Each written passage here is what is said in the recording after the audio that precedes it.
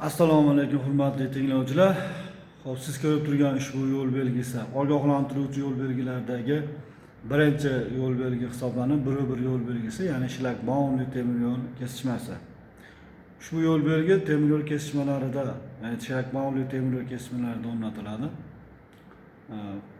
Ogohlantiruvchi yo'l belgilar teng tomonli uchburchak shaklida, hoshiyasi qizil, foni oq, ichidagi belgisi esa qora rangda ko'rsatilgan bo'ladi. Bundan tashqari, shlagbaumli temir yo'l kesishmasi belgisi aholi yashash joyida 50-100 metr, aholi yashash joyidan tashqarida esa 150-300 metr masofa oldin o'rnatiladi.